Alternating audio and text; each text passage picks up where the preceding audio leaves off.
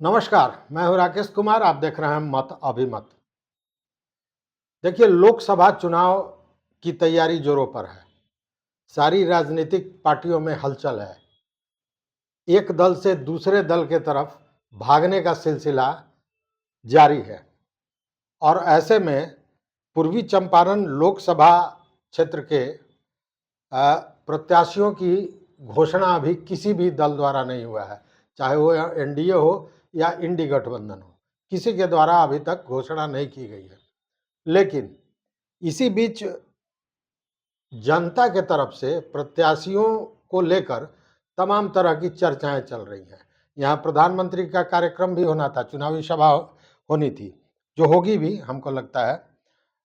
लेकिन 6 बार से सांसद रहे भाजपा के कद्दावर नेता, पूर्व मंत्री, उनकी दावेदारी को लेकर कि टिकट मिलेगा या नहीं मिलेगा, एक भ्रम की स्थिति जनता में, मतदाताओं में है और इसको लेकर तमाम तरह की चर्चाएं भी हो रही हैं।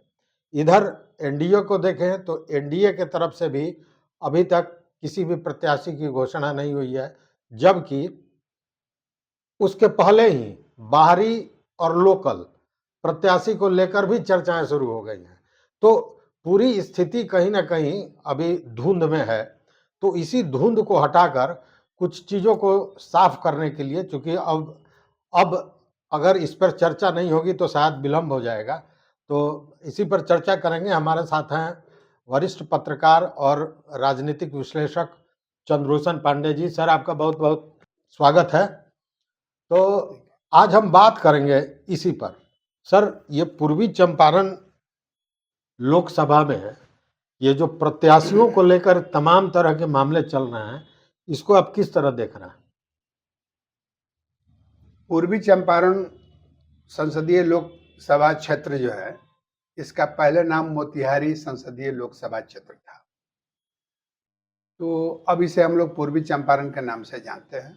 इसका मुख्यालय मोतिहारी है। पूर्वी चंपारण जिले में मूल रूप से 12 विधानसभाओं में 6 विधानसभा पूर्वी चंपारण लोकसभा संसदीय क्षेत्र में आता है। इसके 3 विधानसभा क्षेत्र जो हैं वो पश्चिम चंपारण संसदीय लोकसभा क्षेत्र में है और 3 विधानसभा क्षेत्र बगल के शिवहर संसदीय लोकसभा क्षेत्र में है। तो मूल रूप से ये तीनों जिलों की राजनीति का यह केंद्र बना हुआ है और शुरू से ही रहा है। और मोतिहारी राजनीतिक रूप से बहुत ऐतिहासिक जगह है और स्वतंत्रता संग्राम में भी इसकी अहम भूमिका थी। इसलिए भारत की राजनीति में चंपारण का एक बहुत बड़ा महत्व है। जैसे कि आप सभी कोई जानते हैं कि स्वतंत्रता की लड़ाई में कांग्रेस की अग्रणी भूमिका थी और सभी दलों और मानसिकता के लोग कांग्रेस से जुड़ करके ही स्वतंत्रता संग्राम में भाग ले रहे थे। तो स्वतंत्रता मिलते ही सबसे पहले यहाँ पर सबसे लोकप्रिय पार्टी के रूप में कांग्रेस उभरा और 1952 से लेकर के और 71 तक के संसदीय चुनाव में यहाँ कांग्रेस के प्रतिनिधि पंडित विभूति मिश्र जी ही विजयी घोषित होते रहे। तो लगातार अच्छा। मोतिहारी लोकसभा क्षेत्र का प्रतिनिधित्व वो लगातार करते रहे, यानी 6 बार वो लगातार 52 से लेकर के 71 तक मिश्रा जी सांसद बने रहे। और उसके बाद से इमरजेंसी लगा देश में। इमरजेंसी के बाद से जो चुनाव हुआ तो उसमें जनता पार्टी ने उनको परास्त कर दिया। वो ठाकुर रमापति सिंह हुआ करते थे यहाँ के। मतलब ये जो परिवर्तन हुआ इमरजेंसी के बाद ही हुआ, माने वही परिवर्तन का दौर था। अच्छा। तो वहीं पर आकर के कांग्रेस रुक गई और स्थिति, राजनीतिक की स्थिति बदलती गई। वस्तुतः उसके बाद कांग्रेस यहाँ कमजोर होती गई। तो ये जो लोकसभा के आंकड़े देखने से स्पष्ट होता है कि यहाँ पर 1952 से लेकर के और 2019 तक के चुनाव में 6 बार कांग्रेस के प्रत्याशी विजयी रहे 6 बार और 6 बार भाजपा के उम्मीदवार विजयी घोषित किए गए। 6 बार ही लोग हुआ अच्छा, ये 6 बार राधा मोहन सिंह जी ही हाँ, हैं? अकेले। अकेले। जैसे विभूति मिश्रा जी 6 बार जीते हाँ, थे, हाँ। इसी तरह राधा मोहन सिंह साहब भी 6 बार 6 बार जीते। 6 बार जीते हैं। हुँ। और अपनी बार अगर उनको टिकट मिलता है तो ये 7वीं बार वे चुनाव लड़ेंगे। सीपीआई यानी कम्युनिस्ट पार्टी ऑफ इंडिया, भारतीय कम्युनिस्ट पार्टी ने मोतिहारी सीट को 2 बार जीता है इस काल में। कमला मिश्र मधुकर। मधुकर। जी। और जनता पार्टी जो है वह 1 बार जीती है। जो 77 के चुनाव हुआ था उसमें जनता पार्टी 1 बार जीती है। वो कौन थे? वो जनता पार्टी के थे श्री ठाकुर रमापति सिंह। ठाकुर रमापति सिंह। अच्छा, अच्छा। और राष्ट्रीय जनता दल जो है लालू प्रसाद यादव जी का, उसके प्रत्याशी यहाँ से 2 बार विजयी घोषित हुए हैं। अच्छा। वो 2 बार कुल मिलाकर के जीते हैं, जिसमें एक रमा देवी जी थी और दूसरे डॉक्टर अखिलेश प्रसाद सिंह जी कांग्रेस के थे। आरजेडी के थे, जो अभी कांग्रेस के प्रदेश अध्यक्ष हैं। अध्यक्ष हैं। जी, जी। और दूसरे जिले से आते थे। हाँ। तो यही आज तक का सफरनामा है कि इतने लोग यहाँ पर प्रतिनिधित्व कर चुके हैं। ये पहले इसमें 10 विधानसभा क्षेत्र हुआ करते थे। पूर्वी चंपारण संसदीय लोकसभा क्षेत्र में 10 थे, अब 12 हो गए हैं। 12 क्षेत्र हैं, 12 विधायक यहाँ हैं। तो इसमें अब इसके कुल मतदाता जो है सो 17,35,000 के करीब हैं और जिसमें महिलाओं की संख्या 8,25,000 के करीब में है। और इसका 2009 में इसका नाम परिवर्तित हुआ था, मोतिहारी से बदल करके पूर्वी चंपारण। तो अगर हम लोग इतिहास में चले तो दर्शकों के लिए मैं बता दूं कि 1952 से 1971 तक कांग्रेस के नेता पंडित विभूति मिश्र जी 5 बार चुनाव जीते थे।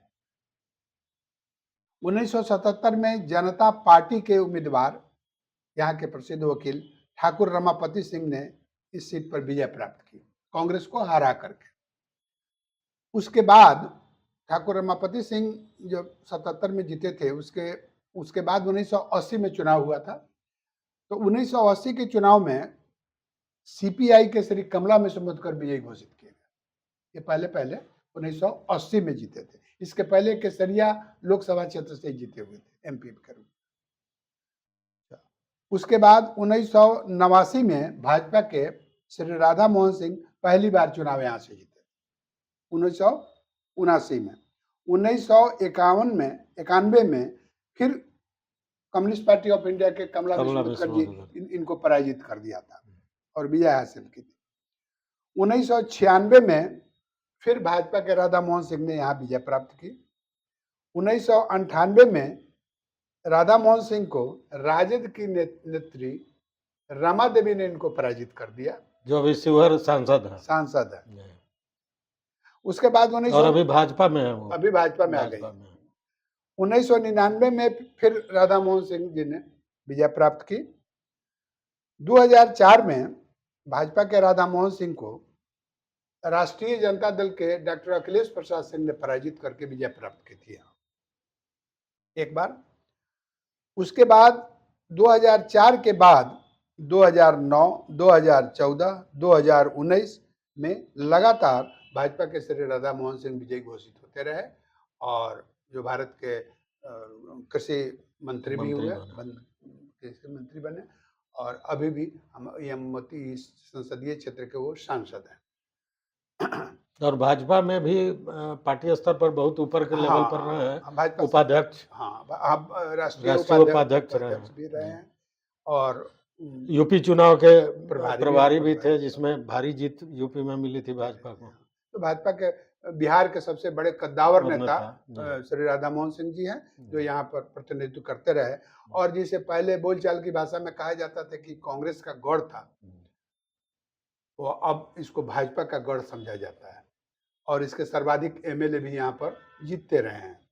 तो कुल मिलाकर के जेडीयू और राष्ट्रीय जनता दल की स्थिति यहाँ भाजपा से कमजोर चुनाव के परिणामों से दिखती है, जो स्पष्ट है। तो इसी कारण चुनाव में यहाँ पर काफी फास्ट चुनाव होता है, बहुत उत्साहित होकर के लोग लड़ते हैं भाजपा को परास्त करने के लिए या भाजपा अपने चुनाव लड़ती है अपने विजय को प्राप्त करने के लिए। तो पूर्वी चंपारण संसदीय लोकसभा क्षेत्र जो है ये अब 18वीं लोकसभा चुनाव के लिए अपने को तैयार कर रही है। लेकिन अभी तक चुनाव के आप समझते हैं कि 90 दिन से कम हो गए होने वाले। हाँ, अब तो हो रहा है हाँ, कि आजकल में आचार हाँ। चुनाव संहिता लग तो जाएगी, अब कुल घोषणा हो समय जाएगी। 90 दिन से कम है, रोज एक दिन घट रहा है। लेकिन अभी तक सीटों के तालमेल को लेकर के इतनी ऐसी स्थिति बनी रही, लेकिन किसी दल ने अपने उम्मीदवार की विधिवत ऑफिशियल घोषणा नहीं की। नहीं की। या इंडिया अलायंस हो या एनडीए हो, भाजपा हो, इन लोगों ने अपने उम्मीदवार की घोषणा नहीं की है। लोग आशा कर रहे हैं और इंतजार कर रहे हैं कि चुनाव के उम्मीदवार की घोषणा कब होगी। किंतु धीरे-धीरे कॉन्स्टिट्यूएंसी में चुनाव की तैयारी अब अपने चरम पर आ गई है। ऐसे रैली, छोटा-मोटा ये बैठकें, उद्घाटन समारोह ये सब आयोजित किए जा रहे हैं, लेकिन ये खुल करके अभी चुनावी समर शुरू नहीं हुआ है। प्रधानमंत्री जी का चंपारण दौरा होने वाला है। हमको लगता है कि उनके चंपारण दौरे के बाद ही यह स्पीड पकड़ेगा और इसमें तेजी आएगी।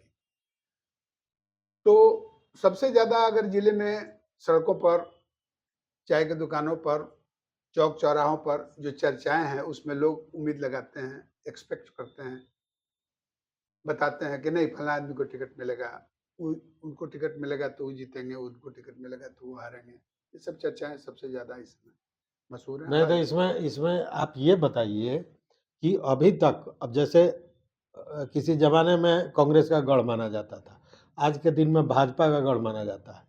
तो सबसे ज़्यादा किसी का फोकस होगा, माने आम आदमी का भी जो फोकस है, चौक-चौराहे पर, चाय की दुकानों पे जो चर्चा चल रही है, उसमें भाजपा के प्रत्याशी को सबसे महत्वपूर्ण माना जा रहा है कि उसी आधार पर ये निश्चित होगा कि दूसरा दल यहाँ कुछ कर पाएगा या नहीं कर पाएगा।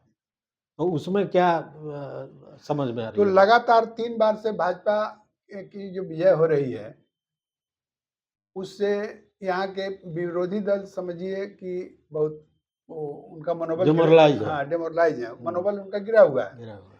और ये संगठित भी नहीं हो पाते हैं। भाजपा के कैंडिडेट से लड़ने के लिए इन लोग के आपसी तालमेल है नहीं। इन लोगों को आशा बधी थी कि इंडिया अलायंस बन रहा है, तो एक कैंडिडेट होगा और वो माने जीतने वाला कैंडिडेट हम लोग चुनेंगे, किसी दल का हो, उनके खेमे का, तो भाजपा के प्रत्याशी को कड़ी टक्कर दी जाएगी।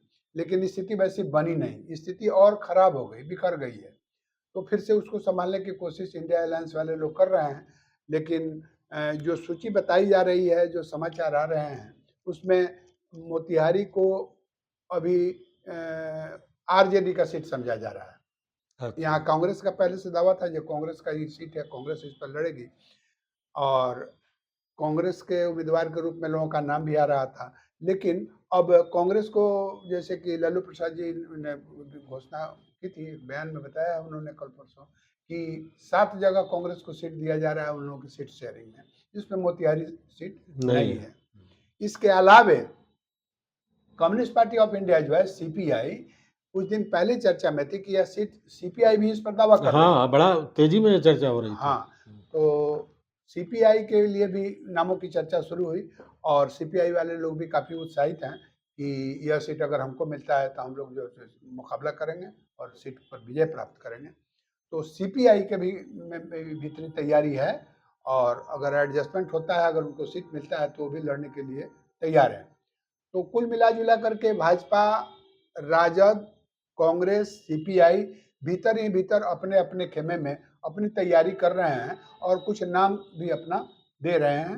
अपने अपने पार्टी के आला कमान को इन लोगों ने अपना यहाँ से नाम चुन कर के भी भेजा है। इसकी चर्चा मैं आपको करूँगा, बताऊँगा। ऐसे पूर्वी चंपारण संसदीय क्षेत्र में भाजपा के कद्दावर नेता, पूर्व केंद्रीय मंत्री, वर्तमान सांसद श्री राधा मोहन सिंह जी का नाम सबसे ऊपर है और इनको टिकट मिलने की संभावना भी व्यक्त की जा रही है। लेकिन टिकट मिलेगा कि नहीं मिलेगा, यह तो तय करना पार्टी को है और पार्टी में बताया जा रहा है कि राधा मोहन सिंह जी को टिकट नहीं भी मिल सकता है। उम्र के ख्याल से कुछ सीमा है शायद, तो उम्र के ख्याल से इनका टिकट नहीं भी मिल सकता है। कुछ लोग ज्यादा कदा मीडिया में भी इस तरह की बातें आती रह चर्चा रही होती है रहती जी। है, बराबर आ रही है कि बहुत लोग हैं जो 70 पार हो गए हैं, उन लोगों को को टिकट नहीं दिया जाएगा, नौजवानों को चुना जाएगा, नए लोगों को जगह दिया जाएगा। फिर भी यहाँ की जनता जो है सो भाजपा के श्री राधा मोहन सिंह को टिकट मिलता है, कटता है, क्या होता है, इसी के उदापोह में लोग हैं। लेकिन इंतजार में है कि भाजपा अपना जब डिक्लेयर करे ऑफिशियल कैंडिडेट, तभी जाकर के यह साफ होगा कि टिकट किसको किसको मिलता है। मिलता लेकिन अगर उन स्थितियों में श्री राधा मोहन सिंह जी को अगर टिकट नहीं दिया जाता है भाजपा के द्वारा, तो भाजपा के ही भीतरी सर्किल के द्वारा जो नाम बताए जा रहे हैं और चर्चा में जो नाम है, उसमें नामों में कुछ नाम है जिसे इसमें संभावित नाम जिसको कहते हैं सचिन, हाँ, जो चर्चाओं में है, चर्चा अब में सड़क किसको मिलेगा नहीं मिलेगा ये भाजपा नहीं के बता बाद सकते हम। तो कोई बता हाँ, नहीं सकता है, हम लोग पार्टी का कोई आदमी कुछ बोलने को बोलने यहाँ को तैयार नहीं है। जी। तो इसमें एक उनके विधायक हैं, पूर्व विधायक हैं कल्याणपुर के जी। सचिंदर प्रसाद सिंह, सचिंदर बाबू, हाँ। तो उनका नाम लोग ले रहे हैं। दूसरा है एक डॉक्टर हीना चंद्र, है ना, वो भी एक्टिविस्ट हैं भाजपा के, महिला। हाँ, कल शहनवाज हुसैन आए थे तो बाजाबता ये मिली थी उनसे। हाँ, गोपनीय कुछ चर्चाएं हुई तो उस पर भी थोड़ा लोगों में चर्चा शुरू हो गया इसको लेके। हाँ, तो इनका भी नाम लोग ले रहे हैं, इनके समर्थक। और तीसरा एक अखिलेश कुमार सिंह है, वो भाजपा के सक्रिय कार्यकर्ता हैं, उनके नाम हाँ, की भी भाजपा चर्चा। बिहार प्रदेश के किसान प्रकोष्ठ के अध्यक्ष वगैरह रहे हैं वो। हाँ, वो पहले रहे हैं। हाँ, तो और अभी अभी एक यात्रा भी उन्होंने निकाली थी पूरे क्षेत्र में, ये तो उनका नाम है पदयात्रा। तो उनका भी नाम आ रहा है। अच्छा, कि अगर उनको टिकट नहीं मिलेगा तो ये संभावित उम्मीदवारों की चर्चा है यहाँ है। दूसरा हम लोग देखेंगे आरजेडी। अगर इंडिया गठबंधन में आरजेडी को टिकट मिलता है तो आरजेडी को ये डॉक्टर अखिलेश प्रसाद सिंह जब से आरजेडी के यहाँ से निर्वाचित घोषित हुए थे एक बार, उसके बाद आरजेडी को यह सीट कभी नहीं मिला, उसके बाद लोग हारते रहे। तो हारने के बाद ये समझा जाए कि ये विनोद श्रीवास्तव जी हैं और जो यहाँ पर चुनाव लड़ते रहे हैं, तो उन्होंने चुनाव विधायक लोकसभा का भी और विधानसभा का भी दोनों चुनाव लड़ चुके हैं और काफी दिनों से यहाँ सक्रिय हैं। और सबसे बड़ी बात है सर कि बताया जाता है कि लालू परिवार से बहुत नजदीकी है, बहुत नजदीकी उनकी है। हाँ, तो लालू यादव के परिवार से बहुत नजदीक है। यही कारण था कि वो हाजीपुर के रहने वाले हैं, यहाँ उनको टिकट मिला और टिकट मिलने के बाद में यहाँ पर सक्रिय रहते हैं और हर चुनाव में लड़ते हैं, लोकप्रिय हैं। उनका नाम राजद खेमे में चल रहा है। दूसरा आकाश कुमार सिंह का भी नाम लोग ले रहे हैं। आकाश कुमार सिंह नवयुवक हैं, ये डॉक्टर अखिलेश प्रसाद सिंह जो अभी वर्तमान में कांग्रेस के बिहार के अध्यक्ष हैं, उनके पुत्र हैं। ये पिछले चुनाव में लड़े थे, वो चुनाव लड़े थे और वो लड़े थे उपेंद्र कुशवाहा जी के सिंबल पर। अच्छा, यहाँ पर वो लोग गठबंधन में थे, तो गठबंधन से आए हुए थे, तो उन्होंने चुनाव लड़ा था, उनकी चर्चा है। लेकिन कांग्रेस को तो यहाँ सीट दे नहीं रहा है। हाँ, जैसा लालू जी ने कहा था। तो उस स्थिति में इसका मतलब कि ये गठबंधन के बीच राजद के प्रत्याशी बन के चले आएंगे आकाश सिंह राजद, यही संभावना बन रही है। यही बन रही है। और तीसरा नाम बबलू देव यानी उर्फ है राजेश रोशन, वो भी चुनाव, उनका भी विधायक रह चुके हैं और उनकी भी चर्चा राजद में है और उनका अपना दावेदारी भी है। तो ये 2-3 नाम राजद में। लेकिन सर इसके साथ एक और बात आ रही है, जैसे बबलू देव की बात आती है तो हम कल ही एक जगह बैठे हुए थे तो वहाँ सुने कि भीतरी और बाहरी, ये बाहरी लोग हैं, ये लोकल है। तो अब उसमें हालांकि जमीन और घर सब खरीद लिए हैं विनोद श्रीवास्तव, लेकिन इनको भी लोग बाहरी मान रहा है और अखिलेश बाबू के पुत्र को भी बाहरी मान रहा है। उसमें लोकल में बबलू देव ही माने जा रहे हैं।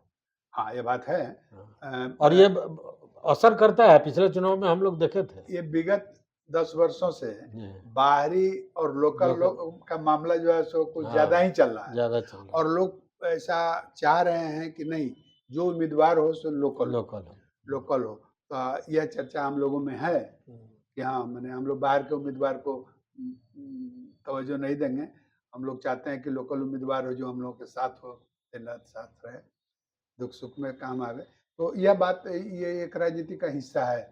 अगर अगर ये सीट चली जाती है सीपीआई की तरफ, हाँ, तो सीपीआई के लोगों से भी मेरी बातें हुई थी। तो सीपीआई में जो लोग नेतृत्व अभी कर रहे हैं, उसमें श्री अरुण कुमार मिश्रा जी हैं, जो अधिवक्ता हैं, हाँ जी। लेकिन सीपीआई के वो पूर्णकालिक वो कार्यकर्ता हैं और रूस भी जा चुके हैं, वहाँ भी काम कर चुके हैं, तो काफ़ी प्रबुद्ध हैं। और श्री पीताम्बर बाबू जो सीपीआई के यहाँ पर पुराने नेता हुआ करते थे, कमला विश्व मधुकर जी हुआ करते थे, तो उन लोगों के साथ ही लोग काम किए हुए हैं और अभी भी झंडा अपना बुलंद किए हुए हैं। तो अरुण कुमार मिश्र जी का नाम तेजी में तेजी में चल रहा है और उसके नेता एक शंभू सिंह जी भी हैं, ये भी अधिवक्ता हैं, ये भी सीपीआई के समर्पित कार्यकर्ता हैं। इनके पार्टी में इनका भी नाम है।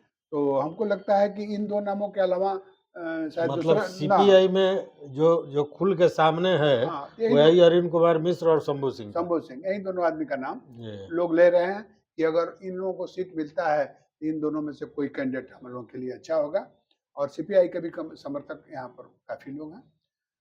लेकिन देखिएगा, आंकड़ों को देखिएगा ये इलेक्शन कमीशन का, तो भाजपा का वोट परसेंट यहाँ जो है वो बहुत ज़्यादा है और ये राजद और अन्य पार्टियों का वोट परसेंटेज जो मिलता है वो बहुत कम है। अच्छा सर, एक हमारे मन में सवाल आ रही है, दो परिस्थितियां बन रही हैं। एक परिस्थिति ऐसा जिसमें भाजपा के तरफ से राधा मोहन सिंह जी प्रत्याशी बन के आते हैं, और एक जिसमें ये नहीं आते हैं, इनके जगह कोई दूसरा भाजपा का नेता प्रत्याशी बनता है। इस दोनों स्थिति में आपको क्या लगता है कि किस तरह की चुनौती विपक्षियों के लिए खड़ा होगी? जो स्थिति बन रही है और राम मंदिर के उद्घाटन के बाद और राम मंदिर उद्घाटन के पहले, ये दोनों दो स्थिति है। राम मंदिर उद्घाटन के बाद जो जनमानस में भाजपा के प्रति जो अट्रैक्शन बढ़ा है, उसको अगर हम नहीं समझते हैं तो हमारी गलती है। मतलब मोदी मोदी मोदी जो हो रहा है, वो जो अपर लेयर के लोग सोसाइटी के हैं, उनका सोच का ढंग वो समझिए कि ड्राइंग रूम का है। और गांव गंवई में आम आदमी, आम इंसान में जा करके अगर कुछ बात कीजिएगा तो आपको वास्तविकता से परिचय होगा। लोकसभा चुनाव में जो जो दो दलों का मुख्य रूप से संघर्ष होने ही वाला है, दो ही आदमी ने मुख्य ढंग से लड़ेंगे। और भी कैंडिडेट लोग खड़ा हो सकते हैं, लेकिन वो मुख्य धारा में नहीं होते हैं। तो इसमें किसी न किसी को मोदी से लड़ना होगा और यह चुनाव किसी व्यक्ति विशेष के वोट नहीं हो रहा है। कमल छाप को जिनका छाप है, उस छाप से ही लोग को लड़ना होगा।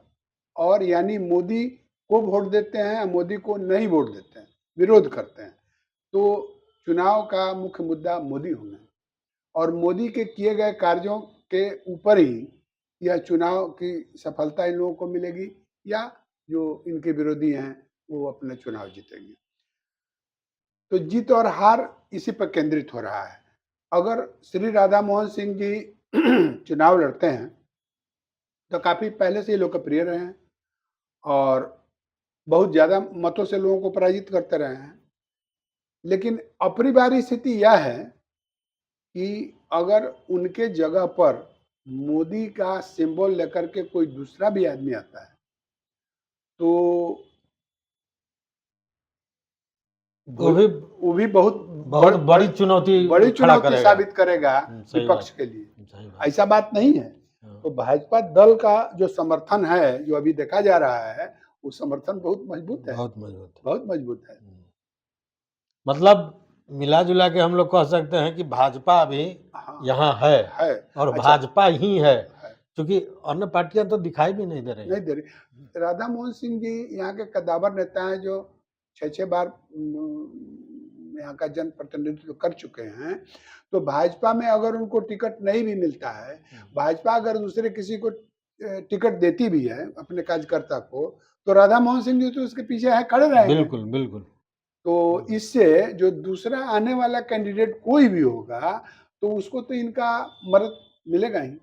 तो हमको नहीं लगता है कि उसका परसेंटेज, और इनके पास लोकल स्तर पर भी इन्होंने जो काम किया है दिखाने के लिए बहुत सी चीजें हैं, तो उसी के पक्ष में जाएगा, उसी के पक्ष में जाएगा। इसलिए संघर्ष खड़ा होगा। ऐसा नहीं है कि कैंडिडेट बदल देने से कोई बहुत बड़ा कोई वॉक ओवर मिल जाएगा, ऐसा नहीं है, ऐसा नहीं है। तो कुल मिलाकर के लेकिन अपनी बार का चुनाव बड़ा रोचक होगा। और चुनाव के बारे में जो रोज रोज समझदारी लोगों की बढ़ रही है, हमको लगता है कि यह चुनाव फिर याद करने लायक होगा आने वाले समयों में। आने वाले समय में ये याद करने लायक होगा। उसका कारण यह है कि पढ़े लिखे लोग इस बात को पूछते हैं, बोलते हैं। विपक्ष का मजबूत होना बहुत आवश्यक है जनतंत्र में। तो विपक्ष के पास प्लान क्या है, योजना क्या है देश के लिए? तो विपक्ष का योजना है जो आप बार बार सुनते होइएगा, मीडिया में, अखबार में पढ़ते होइएगा, क्या? मोदी को बाहर कर देना है, मोदी को हराना है, मोदी को हरा देना है, मोदी को से मुक्त करना है राजनीति को। तो यह जनता का मुद्दा तो बन नहीं सकता, जनता का यह मुद्दा नहीं है, इन नेताओं का मुद्दा है। और मोदी बोलते हैं कि हमें विकास करना है, तो यह हर आदमी तक पहुंचता है, हर आदमी इसमें अपने को साझेदारी समझता है। तो राजनीति करने के लिए, यानी कि जनता के लिए आपके पास क्या योजना है, उसके अच्छाई के लिए, कल्याण के लिए, यह बात सामने लेकर के आना चाहिए विपक्षी को कि हमारी योजनाएं यह है और मोदी की योजनाएं यह है। आप कंपैरिजन करके देखिए कि हम आपकी ज्यादा सेवा कर सकते हैं, देश को हम आगे बढ़ा सकते हैं, ये आगे बढ़ा सकते हैं। तो यह सब छोड़ करके, पॉजिटिवनेस से अलग हो करके ये नेता समझते हैं कि जो हम नेतागिरी कर रहे हैं वही जनता भी करेगी। तो ऐसी स्थिति में नेता अलग हो गए हैं, अब वोटर अलग हो गया है। जो नेता सोच रहे हैं वह मतलब जनता का तो मुद्दा बना ही नहीं। हाँ, वोटर नहीं समझ रहा है, वोटर उसको स्वीकार भी नहीं कर रहा है। वोटर तो देख रहा है कि हमें भोजन मिल रहा है कि नहीं, बाजार भाव क्या है, बिजली हमको सस्ता पर मिलेगा कि नहीं, रोजगार हमको मिलेगा कि नहीं, हमारे बाल बच्चे अच्छी शिक्षा ग्रहण करेंगे कि नहीं। तो उनकी आवश्यकताएं हैं, वो अपने बारे में सोचते हैं। इनको है कि उनको हटा देना है, हमको चलाना है। इससे कोई अट्रैक्शन नहीं है। राजनीति में पॉजिटिवनेस होना चाहिए और राजनीतिक दल के नेताओं को अपने में सुधार करना चाहिए, जो संभव नहीं है, जो संभव नहीं है। क्योंकि हम नहीं सुधरेंगे, ये कसम खा के आजकल के नेता राजनीति में उतर रहे हैं। तो सुना आपने, पूर्वी चंपारण की जो पूरी अभी चुनावी स्थिति है वो यही है। भाजपा बहुत मजबूत स्थिति में है और भाजपा से कैंडिडेट कोई भी हो, उससे लड़ने के लिए या उनकी चुनौतियों को झेलने के लिए बहुत ताकत लगाना पड़ेगा विपक्ष को। अभी यही स्थिति है। जो प्रत्याशी हो सकते हैं संभावित, उनकी भी चर्चा हमने की। 2-4 दिनों के अंदर में स्थितियां बदलने वाली है। मोदी जी कल आ रहे हैं बिहार में 2 जगह, कल आ रहे हैं, आज ही आ रहे हैं। अच्छा, और 2 दिन के बाद अमित शाह जी आ रहे हैं। तो संभावना है कि उनके आते आते कुछ स्थितियां और भी स्पष्ट हो जाएंगी प्रत्याशी को लेकर।